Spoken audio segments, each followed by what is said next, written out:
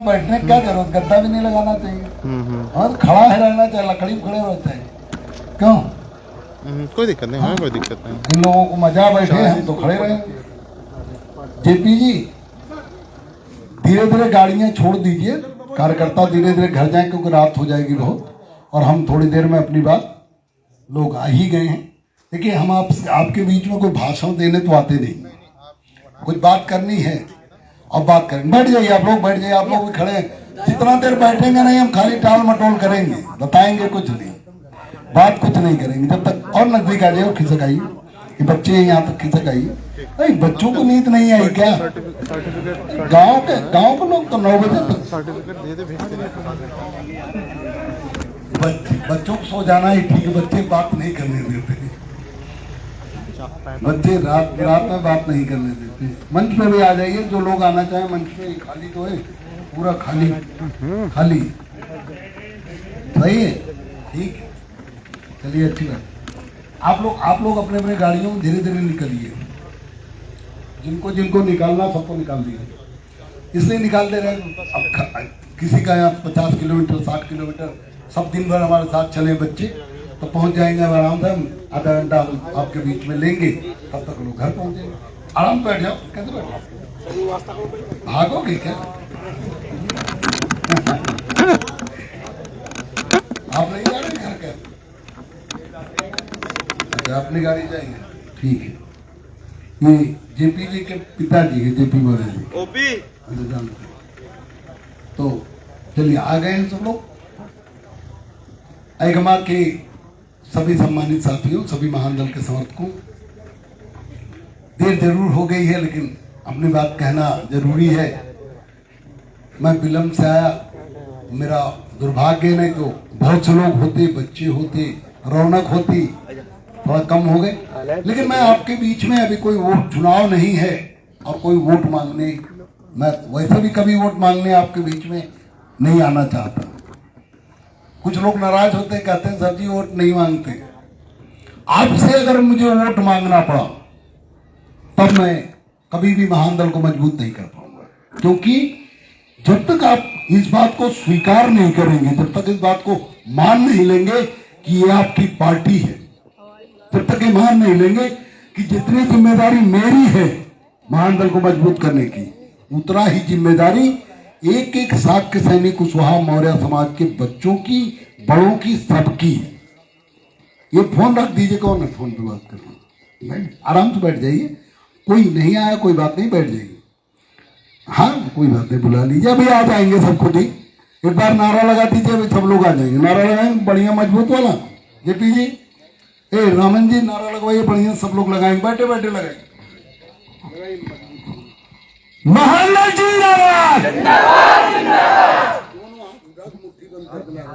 महान दल जिंदाबाद, महान दल जिंदाबाद, केशव देवराव जिंदाबाद, केशव देवराव जिंदाबाद, केशव जी संघर्ष करो, केशव जी संघर्ष करो, महान दल जिंदाबाद, दिन चलेंगे रात चलेंगे, महान दल जिंदाबाद।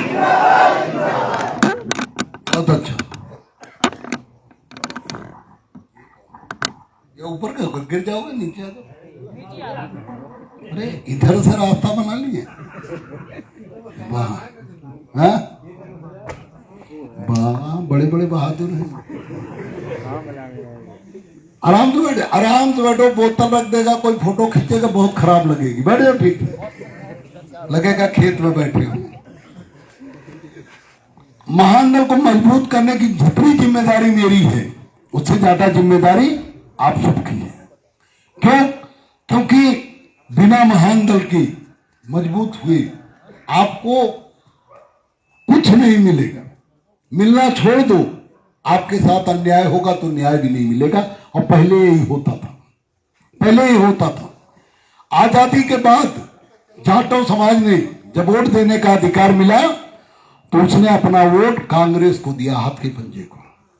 लेकिन जिस जाटों समाज ने सबसे ज्यादा वोट है 15%, और आपका भी 14% है, माने सबसे बड़ी वोट बैंक की जाति जाटव और साक्य सैनी कुशवाहा मौर्य, इनसे ज्यादा वोट किसी के पास नहीं।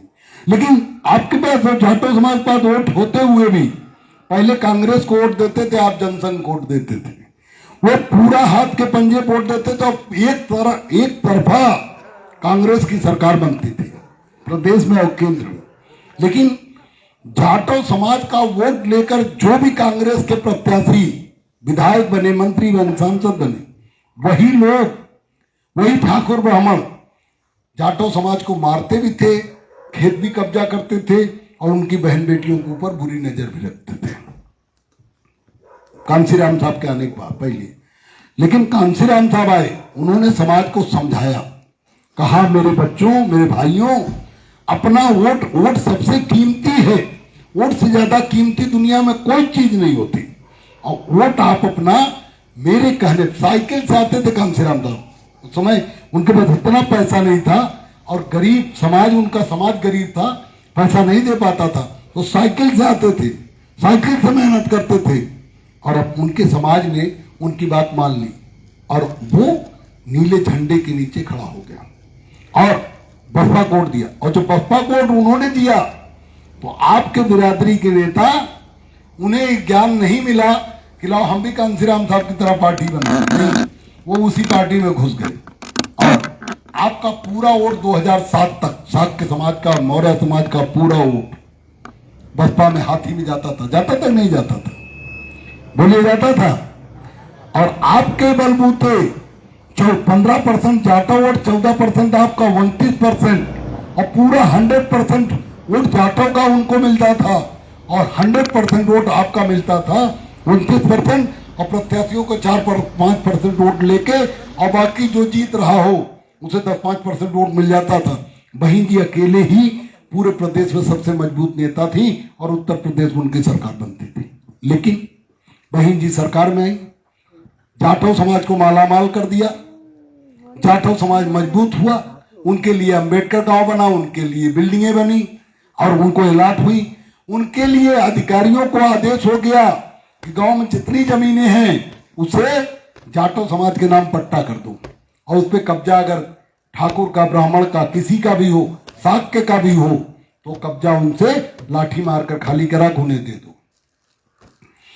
जाटव समाज मजबूत हुआ तो ठाकुर ब्राह्मण से कम लड़ा, जाटव समाज मजबूत हुआ यादव से कम लड़ा, वो सबसे ज्यादा आपसे ही लड़ा, आपसे ही वोट लिया, आपके वोट से राजा बने और हरिजन नाम सवर्ण का मुकदमा सबसे ज्यादा आपके ऊपर लगाया पूरे प्रदेश में।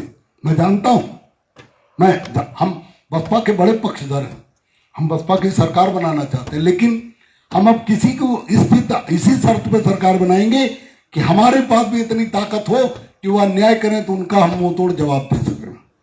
हम ऐसे नेता के बलबूते अब खड़े नहीं होना चाहते जो ना बोले। लेकिन पूरे उत्तर प्रदेश में जाटव समाज ने, हम इधर के बारे में कम जानते हैं, लेकिन हम पूर्वांचल के रहने वाले जौनपुर, बनारस, गाजीपुर, गोरखपुर, कुशीनगर और उधर मिर्जापुर, सोनभद्र, सुल्तानपुर, इनमें सैकड़ों घटनाएं हुई कि छोटे छोटे बच्चों में आपस में लड़ाई हुई जाटव और मौर्य के बीच में, साक्य के बीच में। लेकिन उन्होंने क्या किया, बच्चों की लड़ाई में थाने चले गए और कहा कि पूरे घर का नाम लिखवा दिया कि लोन हमें गाली दिए चमार का, और मुकदमा दर्ज हो गया। उन्हें 15-20 हजार रुपया भी मिल गया और हम पूरे परिवार के लोग जेल चले गए। बहुत से लोगों ने आत्महत्या कर ली जेल में, मौर्य लोगों ने, बर्बाद हो गए। लेकिन ये दो नेता, बहन जी ने हमें दो नेता दिया, कहा जैसे कांग्रेस ने जाटव समाज से वोट लिया और उनके बिरादरी के मुख्यमंत्री बनाए, उनके बिरादरी के राज्यपाल बनाए, उसी तरह से बसपा ने भी, बहन जी ने भी हमारे बिरादरी दो नेता दे दिए, स्वामी प्रसाद मौर्य और बाबू सिंह कुशवाहा। कहा ये देखो, इसी को देख के वोट दो, और हम वोट देते रहे। लेकिन ये दोनों नेता गांधी जी के बंदर, नहीं ने बुराई दिखाई देता, नहीं ने सुनाई देता, नहीं ये हमारे लिए कभी आवाज उठाई। तमाम अन्याय हुए उत्तर प्रदेश में बसपा की सरकार में हमारे समाज के साथ, लेकिन स्वामी प्रसाद मौर्य, बाबू सिंह कुशवाहा एक घटना में नहीं बोले। कभी अगर आ जाए तो हमारे सामने आने की हिम्मत नहीं की। हमने, अगर बच्चे यूट्यूब देखते हैं, मैंने यूपी तक, आज तक पे मैंने स्वामी प्रसाद मौर्य, बाबू सिंह कुशवाहा को जूता मारने तक बात कही थी, देखा था आप लोगों ने। मैंने कहा था अगर आप यहाँ कैमरा न लगाए होते तो मैं माँ बहन की गालियां देता। कुछ लोग कहते हैं कि आप भाई को गाली देते हैं। मैं कहता हूं स्वामी प्रसाद मौर्य, बाबू सिंह कुशवाहा और केशव प्रसाद मौर्य भाई हैं ही। है भाई क्या? बिरादरी हो सकते हैं, भाई नहीं। अगर भाई होते तो अन्याय होने पर बोलते।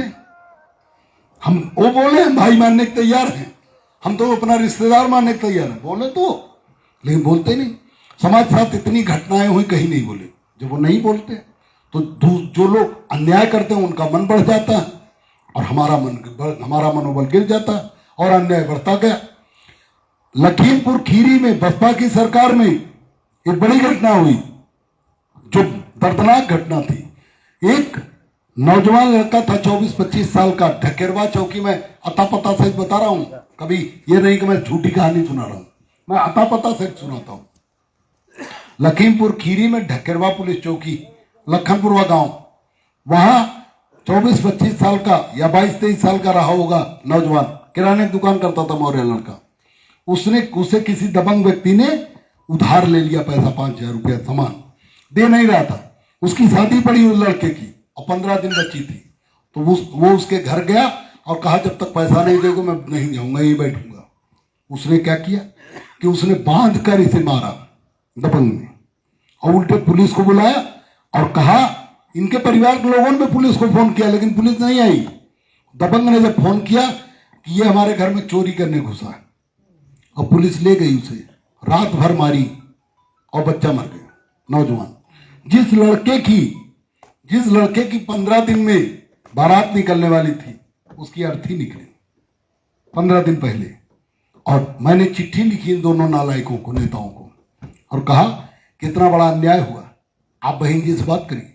लेकिन ये कान में तेल डाले, एक शब्द नहीं बोले, एक आवाज नहीं उठाए कहीं भी। अगर उठाए हो तो मैंने गाली दिया था, आते हमसे बात करते कि तुम हमें बदनाम क्यों करते हो। मैं पूरे प्रदेश में उनको गाली देता हूं, रोज घूम घूम के बोलता हूं। आपको सुनाई देता क्या? उन्हें नहीं सुनाई देता क्या? हमने हर मंच पे गाली दिया, क्यों नहीं सुनाई देता? क्यों नहीं आए कभी बहस किए? इसका मतलब वो झूठे हैं, बहस वही नहीं करता, सामना वही नहीं करना चाहता। मैं आपको विश्वास दिलाता हूं, इसी गांव में अगर वो आ जाए तो मैं यहां भी बहस करने के लिए तैयार हूं। एगमा में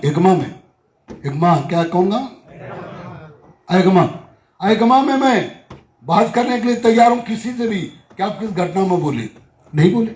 अब उसी घटना में दोबारी घटना हो गई, उसी पुलिस चौकी में। पुलिस चौकी वाले मारे और बच गए, कोई बोला नहीं। और उस समय मैं इस लायक नहीं था कि मैं कुछ कर पाता। लेकिन जब उसके बाद जब दूसरी घटना हुई, पुलिस वालों को चूंकि मन बढ़ा था, उन्होंने को मारा और कुछ हुआ नहीं, एक भी केस में नहीं हुआ, तो उन्होंने दोबारा मारा। उसी चौकी में दूसरे गांव के, बगल के गांव के एक लड़के को फिर उठा लिया, मौर्य लड़कों को फिर मारा और फिर मार दिया जान से पुलिस वालों ने। लेकिन उस समय तक महान दल की रैली लखीमपुर खीरी में हो चुकी थी, महान दल मजबूत हो रहा था और महान दल की रैली हुई और समाज ये बात जान गया कि भीड़ कैसे जुटाते हैं। ट्रैक्टर में भरो, पैसा लगाओ, चंदा लगाओ आपस में, गांव में 100, 10, 50 रुपया और पहुंच जाओ। पूरे लखीमपुर खीरी के लोगों ने पुलिस चौकी को घेर लिया, पूरी फोर्स के होते हुए भी पुलिस चौकी को तोड़ा। जितने पुलिस वाले मिले सबको मारा, बढ़िया विधिवत अच्छा से उन लोगों को खैर खबर ली। लेकिन पुलिस एसपी ने जब मुकदमा दर्ज करना चाहा सबके ऊपर, तब मैं गया। मैंने कहा कि आप पहले मुकदमा दर्ज करो, जो हत्या हुई 2, 1 नहीं 2, पहले वो दर्ज करो, फिर इन लोगों के ऊपर मुकदमा दर्ज करना। हालांकि बाद में सुलह हो गई दोनों पक्षों की तरफ से।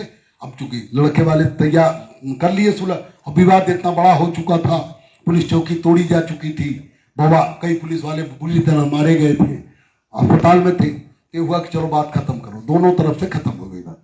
लेकिन ये कहीं भी नहीं बोलते। आज उत्तर प्रदेश में तमाम अन्याय हो रहा है, तमाम। अब बल्कि कम हुआ है धीरे धीरे।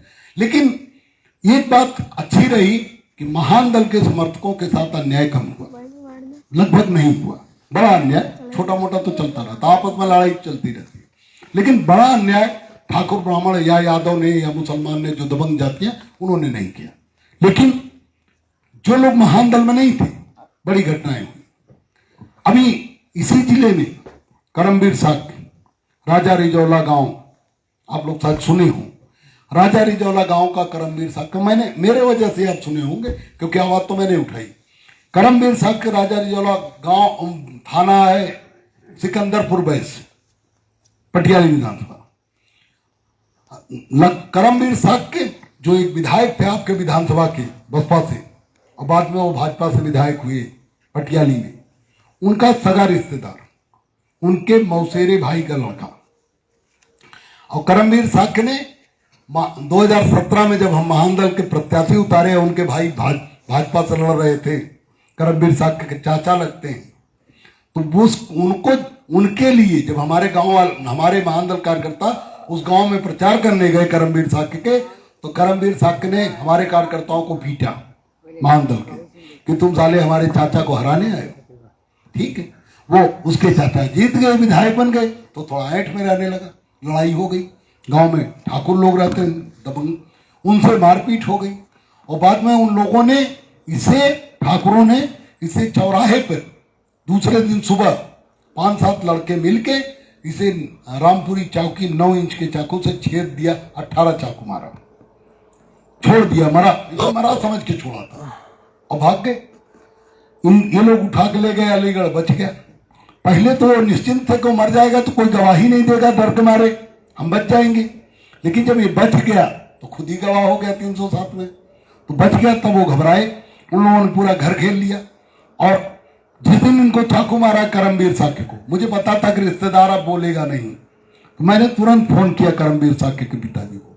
मैंने कहा कि आपको अगर कोई परेशानी हो, अगर आपकी कोई बात ना सुने, तो अगर आपकी मदद कोई ना करे तो हमें बताइएगा, हम जहां भी जरूरत होगी आपकी मदद करेंगे। उन्होंने कहा कि नहीं, हमारे मौसेरे भाई हैं विधायक जी, आपकी मदद लेंगे तो नाराज होंगे, हम उनसे मदद लेंगे। हम कहा ठीक है, अगर हम फिर भी हम आपको कह रहे हैं कि वो आपकी मदद नहीं करेंगे, क्योंकि भाजपा में है और भाजपा का कोई विधायक, सपा का कोई विधायक यादव खिलाफ नहीं और भाजपा का कोई विधायक ठाकुर ब्राह्मण के खिलाफ नहीं बोल सकता, और बोलने नहीं देंगे भाजपा वाले। उन्होंने कहा कैसे नहीं बोलेंगे, हमारे रिश्तेदार हैं। हमने कहा ठीक है, बोल लें तो अच्छी बात है, नहीं बोलेंगे मेरा नंबर नोट कर लो। दूसरे दिन हमें रोते हुए फोन किए कि विधायक जी ने हमें भगा दिया, अपने गनर से धक्का देकर भगवा दिया, हमारी मदद नहीं कर रहे हैं। हम कहा कोई बात नहीं, आप निश्चिंत हो, घर जाओ, मैं देखता हूँ। मैंने एसपी को फोन किया, डीएम को फोन किया, और मैंने कहा आप अगर नए हैं तो जान लीजिए महान दल की ताकत। यहाँ जब भी महान दल मैं आता हूँ, लाखों की भीड़ जुटती है और आप कितनों को गोली मारेंगे, इसलिए शांति से न्याय दे दिए, बवाल मत करवाइए। हम बहुत राजनीति का रोटी नहीं सेकना चाहते, लेकिन हमारे बच्चों को न्याय चाहिए। मैंने न्याय दिलवाया, सब जेल गए। एक उसमें जो मेन था उसको पुलिस ने गोली भी मार दिया, उसने फायरिंग कर दी थी, पुलिस ने गोली मार दिया जांग में, और बाद में वो जो मेन मुलजिम था वो जेल गया, वहां पैर उसका सड़ गया, वहीं मर गया। तो न्याय मिला, किसकी वजह से मिला? विधायक की वजह से मिला, महान दल की वजह से। महान दल इसीलिए विधायक की उसी घटना के कारण विधायक जी हार गए। और पटियाली में एक एक वोट पटियाली में, आप लोगों की तबीयत ना खराब हो, इससे बढ़िया कोई दिक्कत ना हो तो आप लोग चले जाएं, बैठे वहां घर से सुन लीजिएगा, और अगर सुनना हो तो बैठे रहें। तो उसके विधायक जी इसीलिए हार गए, हमारे कहने पर सपा में मुसलमान प्रत्याशी को एक वोट चला गया और विधायक जी को वोट नहीं मिला। बच्चों सुनो, ये बच्चों को भेज दीजिए, छोटे बच्चों को, तबीयत भी खराब हो सकती है, सर्दी बहुत है।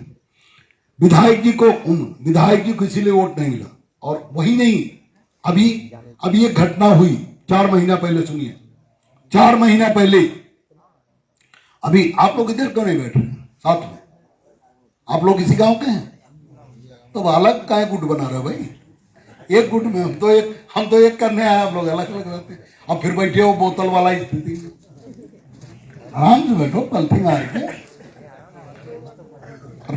हम यही अभी बदायूं में साक्य समाज की कादर चौक के पास एक गांव, साक्य समाज की एक बेटी, घर और खेत सटा, जैसे आप लोगों का घर खेत सटा ही होता है, मक्का बोया था, वो टहलती हुई आ गई और एक पुराना पापी थाने का हिस्ट्री सीटर, जिसके ऊपर 15-20 मुकदमे थे, हत्या की, हत्या प्रयास की, चोरी की, डकैती की, छिनैती की, वीरेश यादव उसमें छिप के बैठा था। 40 साल का मुस्टंडा। तो 6 साल की बच्ची कितनी छोटी सी होती है, मासूम, हाँ गोद में खिलाने लायक होती, उसे उसने मुंह दबा के खींच लिया और उसके साथ दुष्कर्म किया, खून से लथपथ हो गई और उसने गला भी दबा दिया, सोचा मर गई। लेकिन उसकी किस्मत, उस वीरेश यादव की बदकिस्मती, वो बच्ची बच गई। हम लोगों को सूचना मिली, तत्काल हम लोगों ने जेपी मौर्य जी गए, मेडिकल कॉलेज में भर्ती कराए। हमने डीएमएसपी को बात किया, उन लोग पता नहीं था, उन लोगों ने थाने में फोन किया, संज्ञान लिया और तत्काल कार्रवाई करने के लिए डीएम ने कहा कि तुरंत कड़ी कार्रवाई हो और उसे खोजा जाए। हालांकि भाग गया था, हिस्ट्री सीटर सब पुराना अपराधी, उसे आइडिया था कैसे भागना, भाग गया। पूरा घर छोड़ के पूरे घर वाले भाग गए और उसके 3 भाई, तीनों हिस्ट्री सीटर, और तीनों भाग गए। उसके पिताजी भाग गए। बोलो मत भाई, सुनो, ए भाई सुनो, ये क्या कर रहे हो?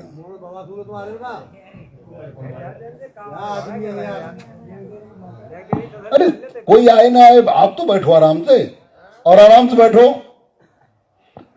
आए ना है कोई बात नहीं, आप फोन मत करो, फोन कर डिस्टर्ब कर रहे हो ना, और सबकी दिक्कत और हमें देर होगी।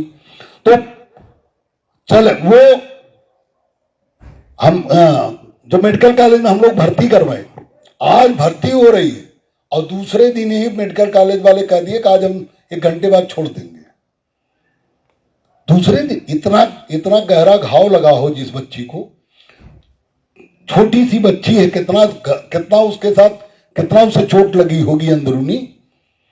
उसके बाद उसे छोड़ रहा और गला भी दबाया गया, जिसे मरा समझ के छोड़ा था, उसे 1 दिन में मेडिकल कॉलेज क्यों छोड़ रहा था? क्योंकि वो धर्मेंद्र यादव ने बनवाया था मेडिकल कॉलेज, अखिलेश यादव ने, उनकी सरकार में बना था।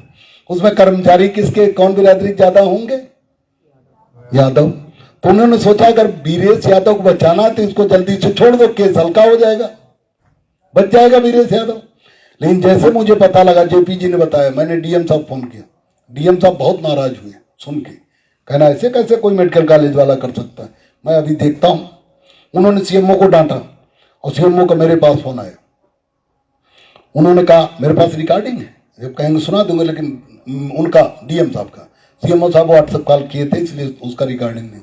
उन्होंने मैं फोन किया, कहा साहब जिन लोगों ने कहा था उन्हें मैंने हटा दिया वहां से, और कोई नहीं, मैंने सबको डांट दिया और बच्ची को अलग से रूम दिलवा दिया, फल दूध दिलवा दिया, सब कुछ करवा दिया। और कोई दिक्कत हो तो मुझे आप फोन कर लीजिएगा, नंबर मेरा आपके पास है, आप मुझे कहीं भी कोई परेशानी हो तो। और वैसे भी मैंने कह दिया जब तक बच्ची के पिता नहीं चाहेंगे तब तक उसे छुट्टी नहीं दी जाएगी, उसका इलाज चलेगा। इलाज करवाया बढ़िया। लेकिन यही एटा के सांसद सपा के अखिलेश यादव कहते हैं पीडीए के नेता। अखिलेश यादव एक शब्द नहीं बोले क्योंकि अपराधी यादव। अब बताओ, अगर वो हिस्ट्री सीटर यादव था, अपराधी है पुराना, उसके खिलाफ तो अखिलेश यादव बोल ही सकते थे। अगर उसके खिलाफ नहीं बोल पाए तो किसी शरीफ यादव अगर आपकी जमीन कब्जा कर लेगा तो कैसे बोलेंगे? नहीं बोलेंगे। वही अखिलेश यादव के एक भी विधायक, एक भी सांसद, उनके यही सांसद है एटा के, आंवला के, और उधर जौनपुर में बाबू सिंह कुशवाहा, एक शब्द नहीं बोला, कोई नहीं बोला। केवल न्याय मैंने दिलवाया। और बदायूं प्रशासन को, डीएम को मैं धन्यवाद दूंगा कि बदायूं के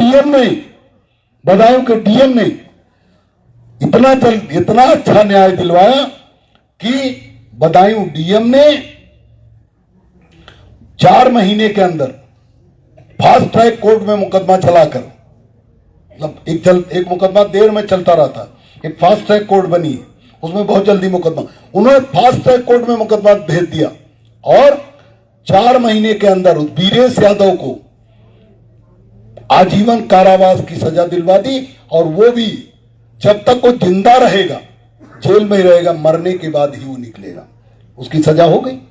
अब दोबारा उसकी बिरादरी को कोई आदमी किसी साक्य की बेटी के ऊपर हाथ डालने की हिम्मत करेगा क्या? कोई नहीं करेगा। तो सारी साक्य की बेटियां, सारे साक्य के बच्चे सुरक्षित हो गए कि नहीं हो गए? न्याय इसीलिए दिलाया जाता, और कोई कारण नहीं होता न्याय दिलाने का। न्याय दिलाने का कोई कारण और नहीं होता। लेकिन आपको मजे की बात बताऊं, सपा के लोग नहीं बोले, ठीक है, सपा के विधायक नहीं बोले अखिलेश यादव डर के मारे, क्योंकि अपराधी यादव था। लेकिन वहां बदायूं में बिरादरी के विधायक हैं, बिलसी से प्रकाश भैया हमारे बेटे लड़े थे, तो वहां जीता एक विधायक साग के ही तो है। हाँ, आप लोग जानते हैं वो विधायक बिलसी का कादर चौक का बिलसी सटा हुआ है। वहीं एक मंत्री है, पूर्व मंत्री शेखुपुर के, उनके बेटे विधायक रहे। और एक वहां मौर्य, स्वामी प्रसाद मौर्य की बेटी सांसद, पूर्व सांसद। इनमें से एक आदमी नहीं बोला। और छोड़ो, केशव प्रसाद मौर्य उत्तर प्रदेश का उप मुख्यमंत्री, वो भी नहीं बोला, जबकि मैंने उसको भी मैसेज भेजा था। जब ये घटना हुई तो मैंने सबको मैसेज भेज दिया, लेकिन उसके बाद भी वो नहीं बोला। चलो, ठाकुर ने मारा करमवीर साक्य को, भाजपा वाले नहीं बोले, ठीक है, लेकिन यादव से तो भाजपा वाले नफरत करते हैं ना, तो फिर क्यों नहीं बोले?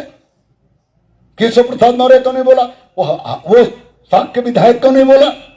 और कोई बोला हो तो बता दो, कहीं अखबार में, टीवी में, कहीं फेसबुक व्हाट्सएप पे कोई दिखा दो, निकाल के हमें बताओ।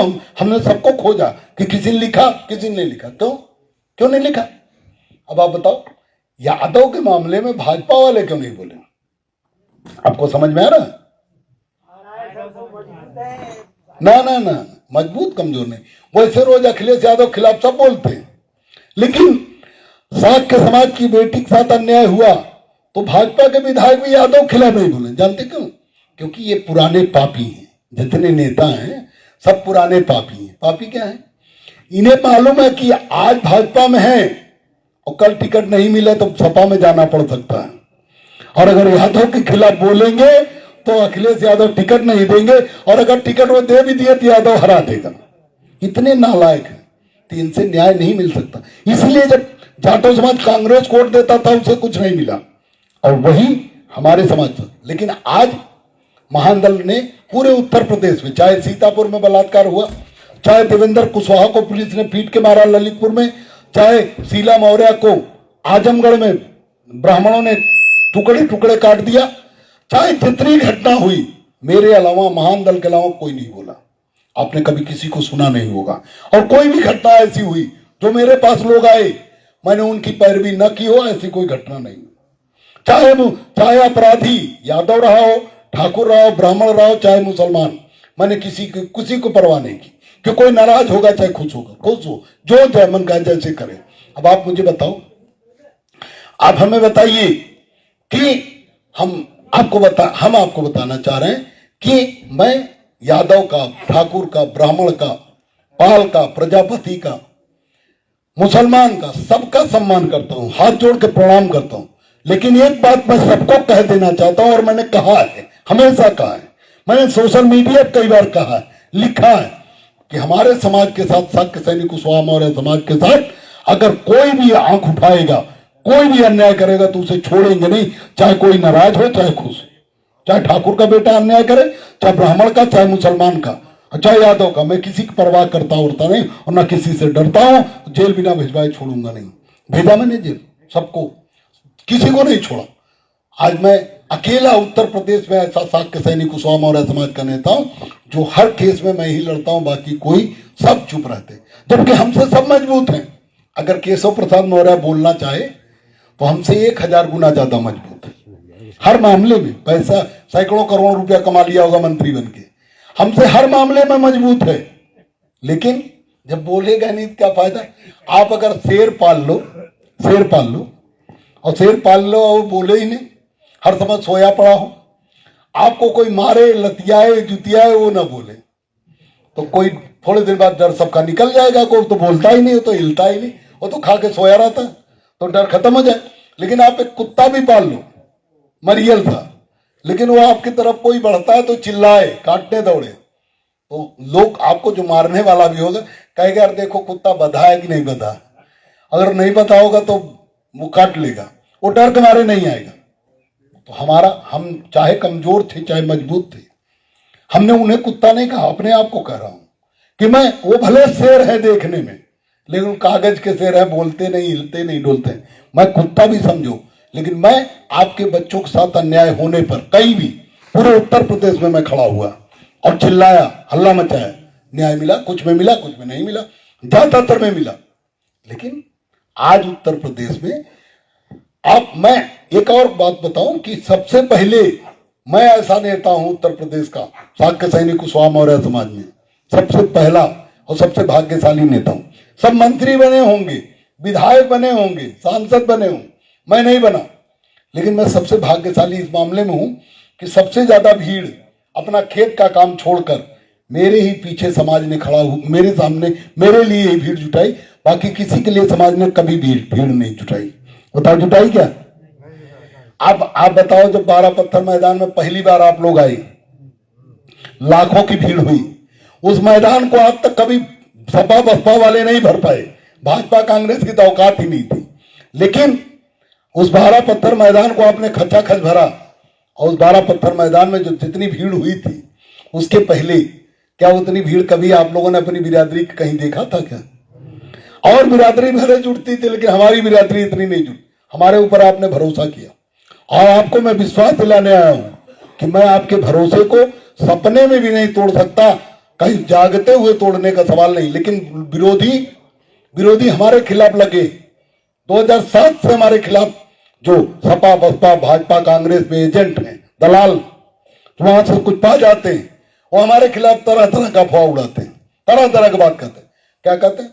कहते 17 बीड़ी मत पीजिए भाई, कहते 17 साल हो गया, सुनिए कोई बात नहीं, बाद में बीड़ी पीना। लोग कहते हैं 17 साल हो गया, 15 साल हो गया, महान दल कुछ कर नहीं पाया, कहते नहीं।